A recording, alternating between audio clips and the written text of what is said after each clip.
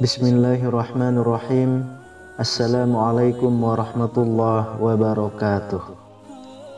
Syukur alhamdulillah kita bisa berjumpa lagi di channel ini.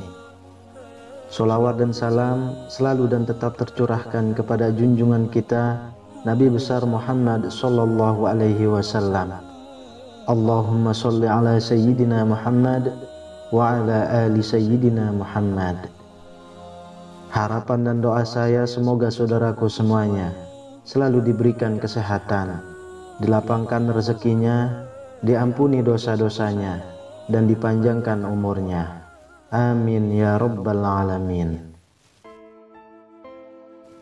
Sahabat beriman yang dirahmati Allah, cicak seringkali kita jumpai dalam kehidupan sehari-hari. Hewan ini bisa kita temui di rumah atau pepohonan. Dalam Islam, cicak biasanya diperangi karena hewan ini termasuk hewan pengganggu. Dan tahukah Anda, ternyata cicak bisa dibunuh. Lalu ada fakta-fakta apa lagi tentang cicak dalam Islam? Yang pertama adalah cicak meniup api yang membakar Nabi Ibrahim. Kisah ini berawal ketika Nabi Ibrahim dibakar hidup-hidup oleh Raja Namrud. Diceritakan pada saat itu ada dua hewan yang berperan pada peristiwa besar tersebut, yakni semut dan cicak. Dalam kisah itu, semut dengan susah payah memadamkan api yang membakar Nabi Ibrahim dengan membawa air di mulutnya. Kemudian seekor burung berkata mewakili keheranan semua binatang yang menyaksikan peristiwa tersebut. Tidak mungkin setetes air liur yang ada di mulutmu mampu memadamkan kobaran api yang sangat besar itu, sahut si burung. Namun kemudian semut menjawab, memang air ini tidak akan mampu memadamkan api itu, tapi ini kulakukan, paling tidak semua akan melihat bahwa aku berada pada pihak yang mana. Di sisi lain, cicak meniup api yang dibuat oleh Namrud agar semakin membesar. Memang tiupan cicak tidak seberapa, tapi dengan apa yang dilakukannya, semua tahu cicak berada di pihak yang mana. Al-Munawi dalam kitab Faidul Qadir mengatakan, Allah subhanahu wa ta'ala memerintahkan untuk membunuh cicak, karena cicak memiliki sifat tercela. Sementara dulu dia meniup api yang membakar Nabi Ibrahim sehingga api itu menjadi besar. Yang kedua, sunnah membunuh cicak. Imam Nawawi dalam kitab Syarah Sahih Muslim menyebutkan, ilat bahwa cicak digolongkan hewan yang fasik karena ia merupakan hewan yang memberikan dampak mudarat dan mengganggu manusia. Beberapa hadis bahkan sangat menganjurkan umat muslim untuk membunuh cicak. Dikisahkan oleh Sa'ad bin Abi Waqqas radhiyallahu anhu bahwa Nabi Shallallahu alaihi wasallam memerintahkan umatnya untuk membunuh cicak, dan beliau menyebutnya sebagai hewan fasik atau pengganggu. Hadis riwayat Muslim. Berlanjut dari hadis tersebut, Ibnu Majah meriwayatkan sebuah hadis yang mengisahkan bahwa ia bertemu dengan Aisyah dan melihat di rumahnya terdapat sebuah tombak yang tergeletak. Lalu ia pun bertanya kepada Aisyah, "Wahai ibu kaum mukminin, apa yang engkau lakukan dengan tombak ini?" Aisyah menjawab, "Kami baru saja membunuh cicak-cicak. Sesungguhnya Nabi Shallallahu alaihi wasallam pernah memberitahu kami bahwa tak kala Ibrahim alaihissalam dilemparkan ke dalam api, tak satu pun binatang di bumi saat itu kecuali dia akan memadamkannya, kecuali cicak yang meniup-niupkan apinya. Maka Rasulullah Shallallahu alaihi wasallam memerintahkan untuk membunuhnya." Hadis riwayat Ibnu Majah. Yang ketiga, cicak dapat menyebabkan kusta. Kusta merupakan penyakit yang biasa menyerang kulit. Penyakit ini bisa menyebabkan kecacatan. Namun ternyata cicak dapat menyebabkan penyakit tersebut. Badruddin Al-Aini dalam kitab Umdatil Qari menjelaskan bahwa hewan ini dapat menyebabkan kusta, sebagaimana dijelaskan dalam kitab tersebut.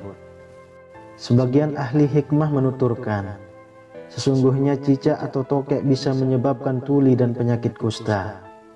Cicak tidak bisa masuk rumah yang di dalamnya ada minyak za'faron. Ia bisa menguning dengan mulutnya dan memutih. Dituturkan juga untuk cicak berukuran besar bisa meracuni dan membuat kulit kusta dengan cara meludah ke dalam wadah. Kemudian manusia mengambilnya, maka hukumnya makruh. Apabila menemukan garam, maka akan membuat lubang di dalamnya dan menjadikan zat untuk menghasilkan kusta sampai tidak keluar 4 bulan dan tidak makan apapun seperti ular. Yang keempat, kotoran cicak menyebabkan sakit perut. Cicak yang berkeliaran di langit-langit rumah terkadang membuat kotoran sembarangan, yang mana kotorannya bisa jatuh ke lantai, mengenai badan, atau bahkan jatuh pada makanan. Dilansir dari halosehat.com, dari kotoran cicak mengandung bakteri E. coli yang menyebabkan sakit perut apabila masuk ke dalam tubuh. Yang kelima, pahala membunuh cicak. Sunnah merupakan perkara yang tidak wajib dilaksanakan, namun mendapatkan kebaikan jika dilaksanakan. Itu artinya, dalam membunuh cicak pun sudah tentu akan ada kebaikan yang menyertainya. Mengenai hal ini, Nabi SAW menjelaskan perihal pahala yang akan didapatkan dengan mengamalkan anjurannya. Rasulullah SAW bersabda, "Barang siapa yang membunuh seekor cicak dengan 1 pukulan, dicatat baginya 100 kebaikan. Dalam 2 pukulan, pahalanya kurang dari itu. Dalam 3 pukulan, pahalanya kurang dari itu." Hadis riwayat Muslim.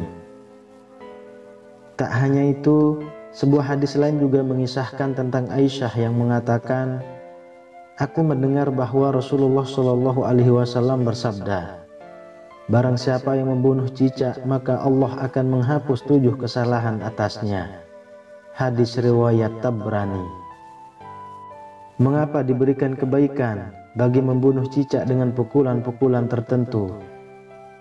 Imam An-Nawawi dalam kitab Al-Minhaj Syarah Sahih Muslim menjelaskan bahwa anjuran membunuh cicak dalam hadis tersebut karena ia dapat menularkan penyakit.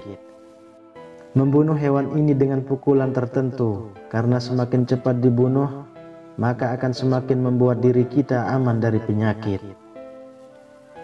Sahabat beriman yang dirahmati Allah, hewan ini dianjurkan dibunuh karena dapat membahayakan kita, bukan karena alasan yang lain. Apalagi karena dendam atas Nabi Ibrahim alaihissalam.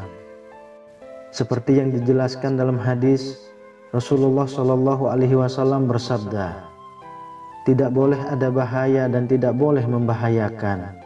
Hadis riwayat Ibnu Majah dan disahihkan Al-Albani dalam Irwa Al-Ghalil. Jadi, apabila memang cicak yang ada di sekitar kita itu membahayakan atau meracuni makanan, maka dibolehkan bagi kita untuk membunuh cicak tersebut. Wallahu a'lam bishawab.